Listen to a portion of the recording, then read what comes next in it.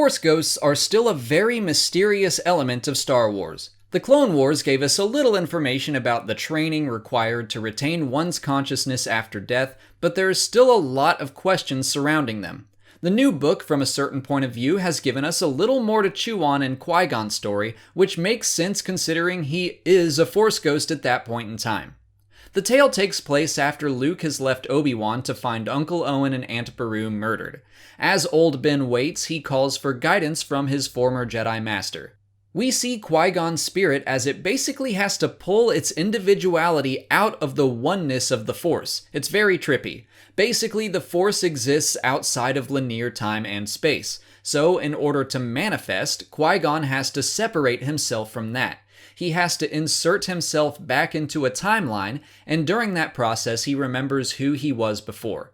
The experience is described as painful, but bearable with the knowledge that he will be one with the Force again soon.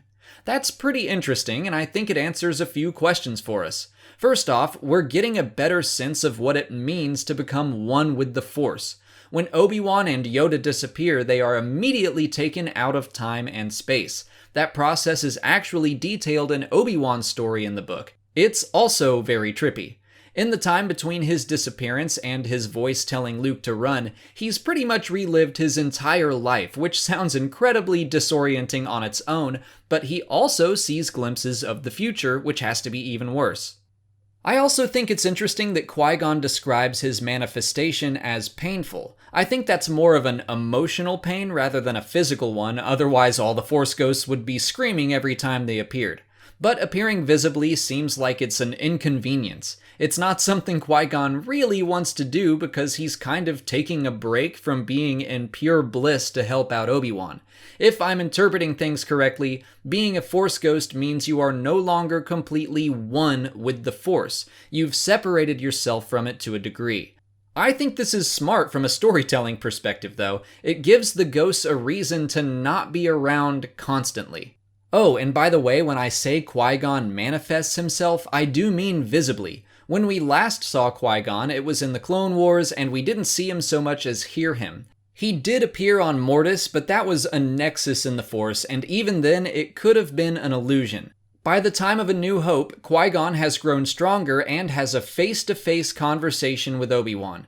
What seems strange to me is how he still apparently needs 19 years to learn that ability, even though he lives outside of time. I'm not sure how to reconcile that. He says in the story that to him, human lives seem impossibly brief. Years are irrelevant. Only journeys through the Force matter. But moving on, it definitely seems that Force ghosts have some knowledge of the future. It's kind of vague, but Qui-Gon knows that Obi-Wan will soon join him in the Force. He also knows that Luke has a great journey yet to go. It sounds like he knows major events, but not exactly how they will play out. Or maybe he simply sees those journeys through the Force, and he can tell when certain journeys will end. Again, this is all kind of trippy and theoretical, but it might be the best look at Force ghosts we have ever had. Both stories are in the book from a certain point of view if you want to look into it for yourself, but that's it for today. If you haven't already, please like this video, subscribe to the channel, follow me on Twitter, Instagram, and Facebook, and consider checking out my Patreon page. As always, thanks for watching, and may the Force be with you.